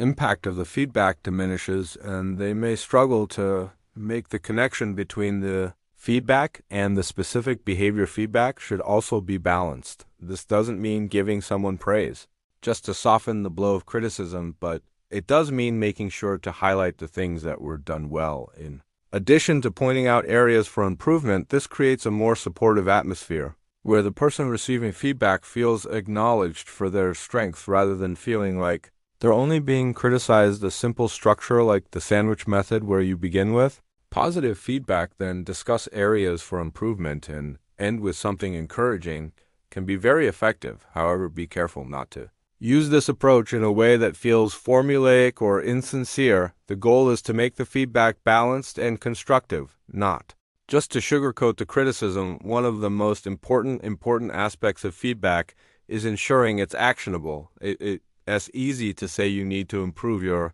communication skills, but it was much more helpful to say it would be great if you could speak more slowly in meetings. And make sure to summarize key points to help everyone follow along. This type of feedback gives the person clear steps they can take to make improvements. The more specific you can be about what they need to change and how they can go about doing it, the more likely they are to make those changes successfully. But giving feedback isn't just about the words you use. It's also about how you say them. Your tone, body language, and overall approach play a huge role in how feedback is received. If your body language is defensive or your tone is condescending, the person on the receiving end will likely become defensive themselves, and the conversation will not be productive. It's essential to approach feedback with a spirit of collaboration, not confrontation. Make sure you're conveying that your intent is to help them improve and grow, not to criticize or punish. A calm, friendly tone combined with open body language can make a huge difference in how feedback is received in some cases. Especially when the feedback is more personal or sensitive, it's important to have a safe space for the conversation. Giving feedback in public can sometimes cause embarrassment, leading the person to shut down or react negatively. Instead, try to create an environment where the person feels comfortable discussing the feedback without fear of judgment, whether it's a private meeting, a one-on-one conversation, or a more informal chat. Ensuring that the setting feels safe and supportive will make it easier for the other person to accept and act on your feedback when receiving feedback. How you react is just as important as how the other person delivers it. No matter how constructive the feedback may be, it is natural to feel defensive, embarrassed, or even upset, but it's important to remember that feedback is an opportunity to learn and grow, not an attack. It is helpful to take a moment to listen, ask clarifying questions if necessary, and really understand what the other person is saying before reacting. If you need time to process the feedback, it's okay to ask for it. Responding calmly and thoughtfully shows that you reopen to improvement and committed to making the necessary changes. Feedback isn't just for problems, it's also for praise and encouragement. It's easy to forget that positive feedback is just as important as negative feedback. In fact, people often respond even better to positive reinforcement than to criticism. When you recognize and acknowledge someone's efforts or successes, it motivates them to continue performing at a high level. So if you see someone doing something well, and be shy about giving them feedback that highlights their strengths. A little encouragement goes a long way in building confidence and trust. Ultimately, the goal of feedback is to create a culture of growth and mutual respect. When feedback is given in a way that is specific, timely, actionable, and delivered with empathy, it fosters an environment where people feel comfortable learning from their mistakes, building on their strengths, and improving their performance. This creates an atmosphere of trust and collaboration where everyone can thrive by focusing on both the positives and areas for improvement. Feedback can become a powerful tool for continuous development and stronger relationships, whether at work, at home, or in any other area of life. Chapter 13, Telling Stories. People remember telling stories has always been a powerful way to connect with people. Since the beginning of human history, we've communicated through stories, whether through word of mouth, written records, or now through digital platforms. Stories are compelling because they engage us emotionally, they capture our attention, and they make complex ideas easier to understand. When we share a story, we allow others to see the world through our eyes, to feel what we felt, and to experience something that may be new or unfamiliar to them. The art of telling stories that people remember isn't something reserved for professional speakers, writers, or marketers. It's something that each of us can develop and use in everyday conversations, whether we're sharing an experience with a friend, telling a colleague about a project, or trying to motivate a team. Stories can make all the difference. But it's not just about the content of the story. It's about how we tell it. A well-crafted story can turn a mundane message into something memorable. At the heart of any great story is an element of relatability. People remember stories that resonate with them personally. If you sharing a story, think about who your audience is and how they might relate to the experiences you talking about. What challenges have they faced that are similar to the ones in your story? What emotions are they likely to feel based on the situation? The more you can tap into the emotions, struggles, and desires of the people you speaking to, the more likely your story will stick with them. But relatability alone isn't enough. Structure is key. Every good story has a beginning, middle, and end. Without these, a story can feel aimless or disjointed. In the beginning, you want to introduce the characters or the situation.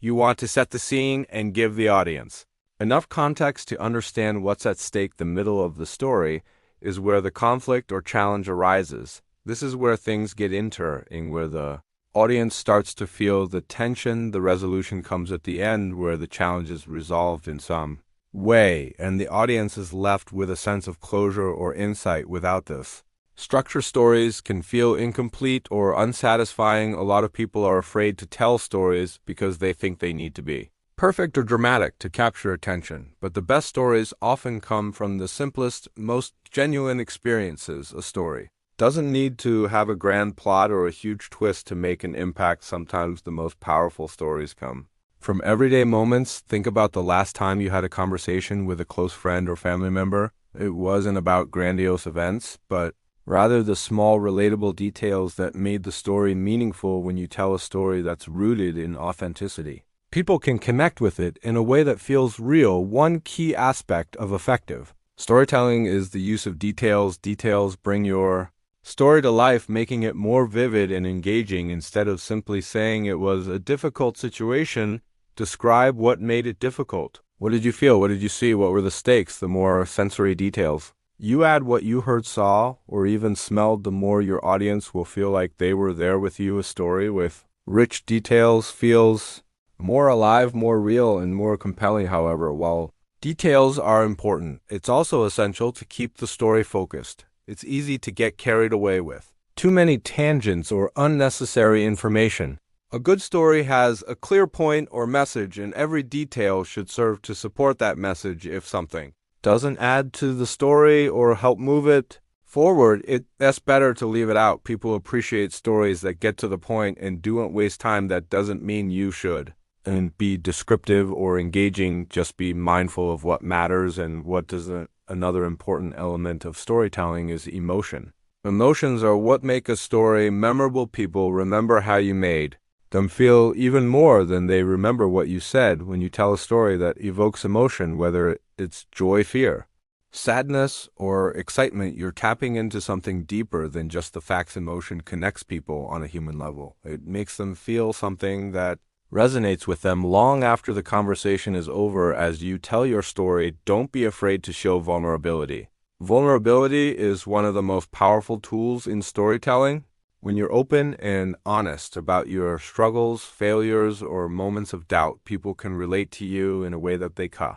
And if you only sharing successes, vulnerability humanizes you and makes you more approachable. It creates a sense of trust and connection, and often these are the stories that people remember the most, the ones where you show who you really are rather than just the polished version of yourself. Another aspect to consider is timing. The best stories are told at the right time. If you telling a story in a conversation, it should fit the moment. Don't force a story into a situation where it doesn't feel natural. The flow of a conversation matters. If you sharing a story to make a point, make sure it's relevant to the topic at hand.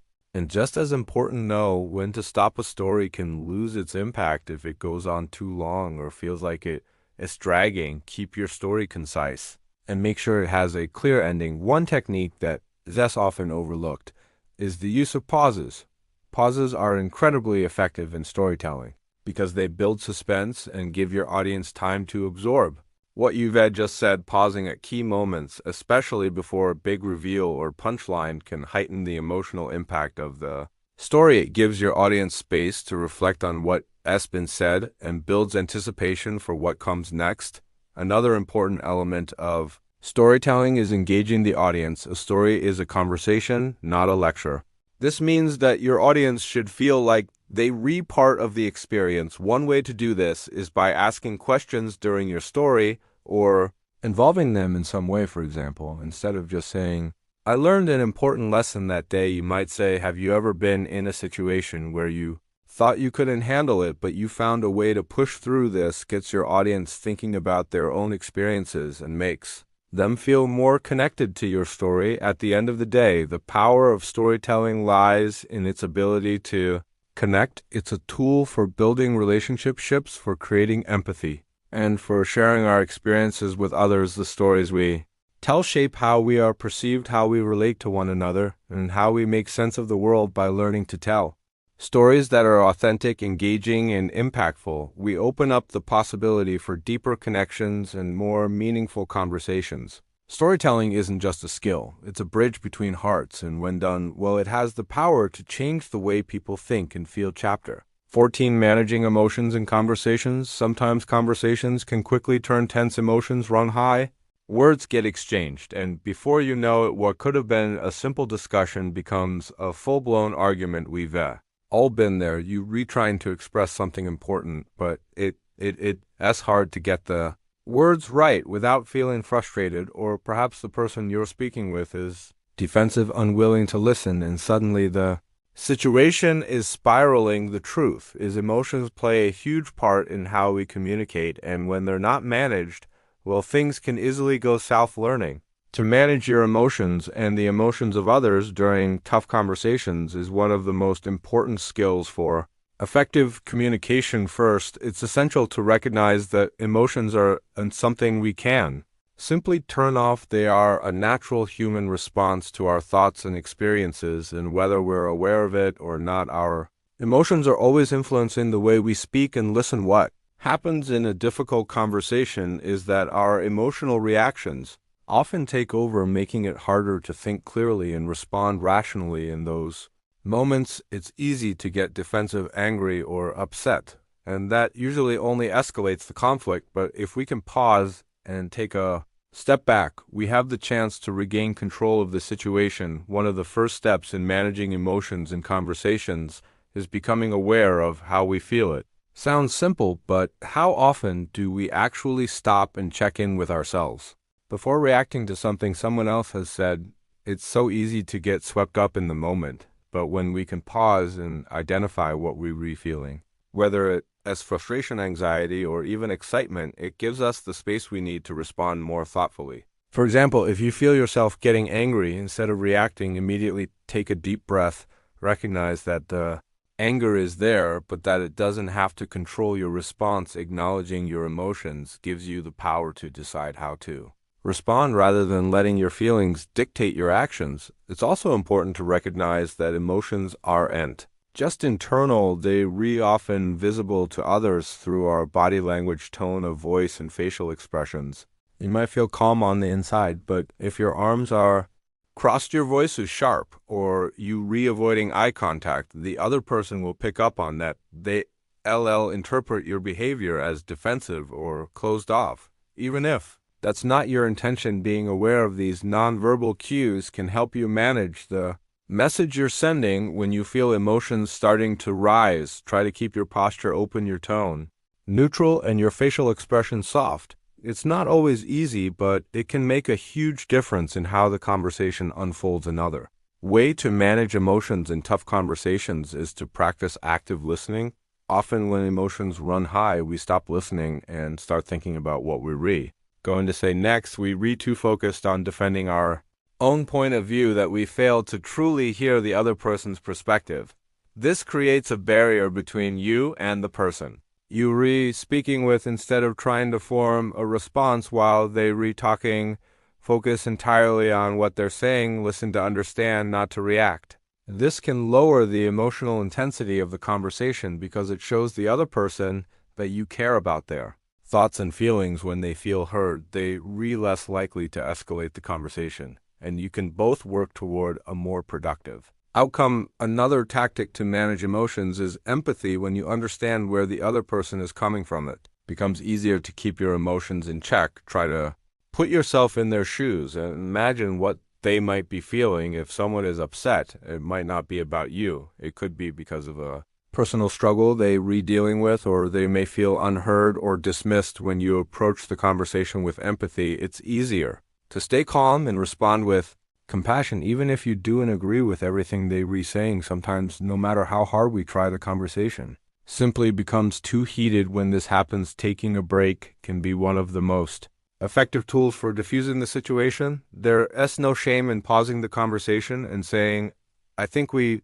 both need a moment to cool off. Stepping away from the situation gives both people the opportunity to gather their thoughts, calm down, and return to the conversation with a clear mind. This is especially important if emotions are starting to get the best of both parties. It's often the case that the conversation will be more productive once both people have had time to reflect on what has been said and what they want to achieve. Another way to manage emotions is through positive self-talk.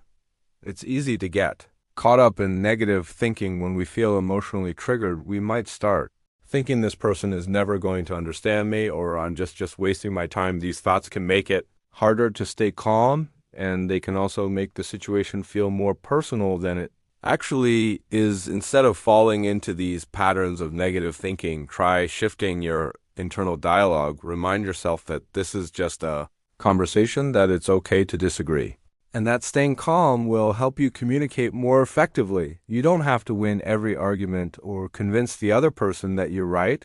Focus on finding a solution or understanding the other person's perspective. Managing your emotions doesn't mean you have to suppress them. It's not about pretending that you're fine when you're not. Rather, it's about channeling those emotions in a way that doesn't derail the conversation. When you feel frustrated or upset, express that in a constructive way. Instead of saying you always do this, try something like, I feel frustrated when this happens because it makes it hard for me to communicate.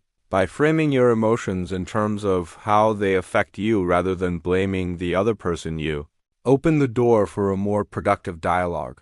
Sometimes the best way to manage emotions is simply to stay present. When things get emotional, our minds often race ahead, imagining all sorts of outcomes and possibilities. This can make it harder to stay grounded in the present moment, which is essential for effective communication. Focus on the here and now and the conversation at hand, on what's being said and on the solutions you're trying to find together. Staying present will help you keep your emotions in check and maintain a clear head throughout the exchange. Difficult conversations are a natural part of life. No one enjoys them, but they are often necessary for growth and progress, whether in personal relationships or professional settings. By learning to manage emotions, both your own and others, you can ensure that these conversations remain productive and respectful. When emotions are handled well, it becomes easier to communicate honestly, solve problems, and build stronger, more meaningful connections with the people around you. And in the end, that's what effective communication is all about. Chapter 15. Sometimes silence is the best response. There's a lot of power in silence in the rush to always say the right thing to keep the conversation going. We often overlook the strength that comes from pausing and giving space. Silence can be a powerful tool, especially in tough conversations or when emotions run high. At times, it's more than just not speaking. It's an intentional pause that allows both you and the other person to reflect, digest, and perhaps reconsider what has been said. Knowing when to be silent is just as important as knowing when to speak. Imagine a moment when a heated argument is unfolding. Words are flying back and forth, tensions are rising, and you can feel the situation escalating. What if, instead of continuing to argue, you chose to step back and embrace the silence? Instead of saying something you might regret later, you simply take a breath and let the moment pass by, holding back from responding.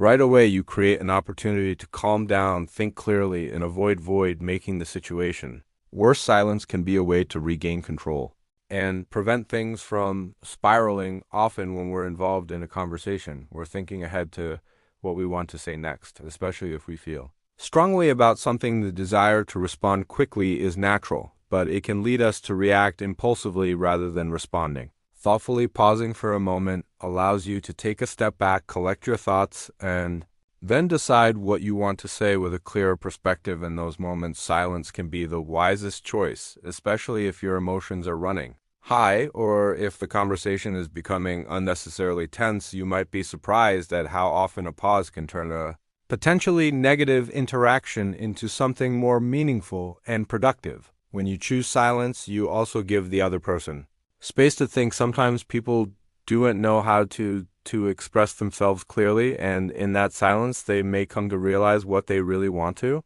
say.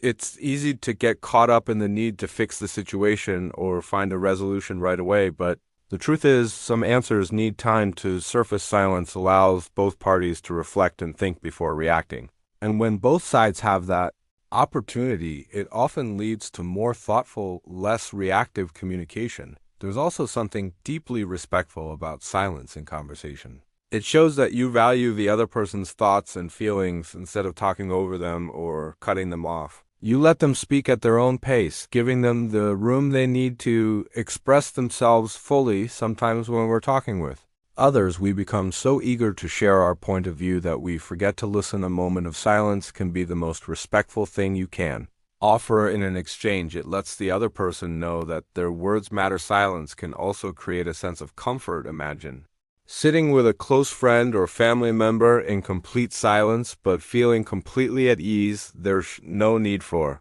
constant chatter, no pressure to fill the space with words. This type of silence is a quiet form of connection. A ton of silence that doesn't need to be uncomfortable because it is built on trust and understanding. That's the same kind of silence that can exist between two people who had a long day together, not needing to speak to feel close in the right context. Silence isn't an absence of connection. It's a space where both parties can simply be without the pressure to perform. In a tough conversation, silence can help you avoid saying things you might later regret. We've all had moments when we've let words slip out in the heat of the moment, words that we wish we could take back. Silence is a safeguard against that. Instead of reacting impulsively, a moment of stillness gives you the chance to process your feelings and choose your response carefully. It's easy to think that saying something immediately will help resolve a situation, but sometimes the best resolution comes from giving things time to settle. By holding your tongue, you create space for yourself and for the other person to approach the situation with a clearer mind. One of the most profound aspects of silence is its ability to change the dynamic of a conversation. Sometimes when we're speaking with someone who's upset or angry, they might be expecting us to react in a certain way. They might be anticipating a defensive response, or they might want us to counter their argument. But when you stay silent, it can disarm them. It forces them to reconsider their own approach and sometimes even make them stop and reflect on what they've said. The lack of response is often enough to shift the tone of the conversation from confrontation to collaboration. By choosing silence, you give yourself the chance to break free from the usual cycle of escalation. Silence can also give us time to really hear what the other person is saying without interrupting or jumping to conclusions. Often when we're caught up in a conversation, we're more focused on our own agenda than on what the other person is trying to communicate. But if you can pause and listen deeply, it can lead to deeper understanding and stronger communication. The silence gives you a moment to truly absorb their words without the pressure of responding right away. There is a certain power in choosing silence as a response. It's not weakness, it's strength. It's knowing that not every situation requires a response, and that sometimes the most powerful thing you can do is simply be present and listen. This kind of silence can be an act of self-control and emotional intelligence. You're demonstrating that you're not controlled by your immediate impulses, but that you're thoughtful, composed, and willing to allow the conversation to evolve on its own terms. When you in a heated conversation or when tensions are high, Sometimes silence can be the very thing that creates space for healing. Words can hurt, they can wound, and they can escalate conflict, but silence creates the opportunity for both people to reflect, and recalibrate. It gives the conversation room to breathe, and in that space, the chance to find clarity. Silence is not about avoiding difficult conversations or avoiding conflict altogether. It's about being intentional with your words and actions, knowing when to speak and when to stay silent. Silence is not a gap in communication. It's a tool that, when used correctly, can make your communication more thoughtful, respectful, and effective in a world where we're constantly bombarded with information and conversation. Sometimes the most powerful thing you can do is pause and allow space for silence.